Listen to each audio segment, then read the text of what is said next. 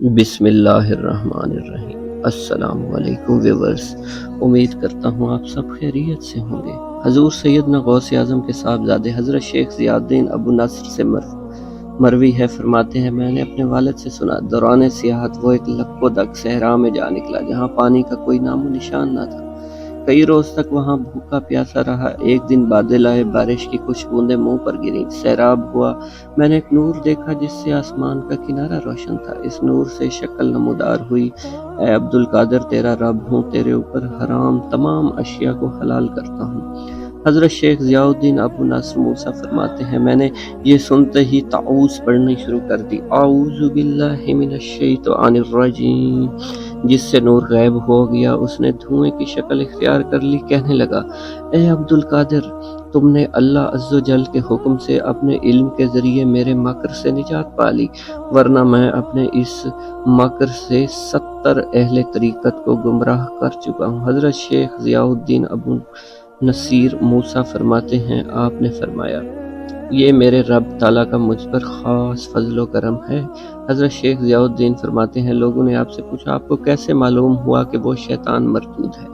آپ نے فرمایا شیطان کے اس قول سے کہ میں حرام اشیاء کو حلال کرتا ہوں۔ مجھے معلوم ہے اللہ عز و جل کبھی بھی بری چیز کا حکم نہیں دے سکتے، اور جو چیز شریعت محمدی صلی اللہ علیہ وآلہ وسلم میں حرام ہے اسے صرف میرے لیے کیسے حلال کیا جا سکتا ہے؟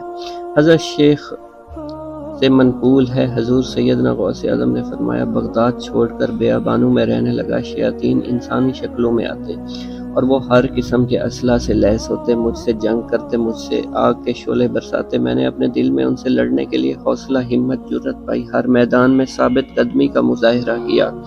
حاتم غیبی سے میرے لیے ندا آتی، اے عبدالقادر اٹھو، ان کا مقابلہ کرو، ہم تمہاری مدد کریں گے۔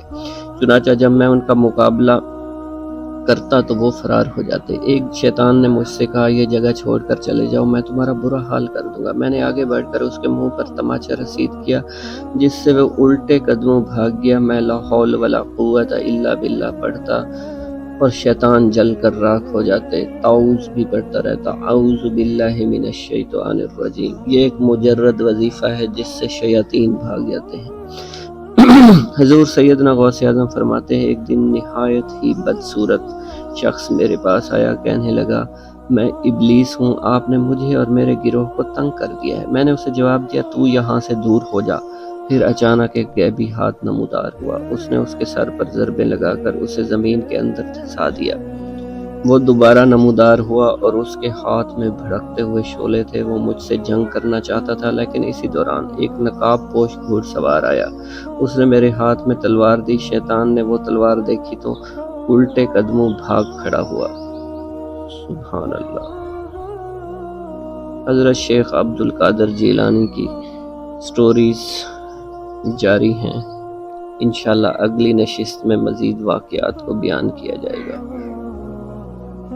کمنٹ سیکشن میں کمنٹ کر کے بتائیے گا کہ آپ کو یہ سٹوریز کیسی لگ رہی ہیں۔ شکریہ۔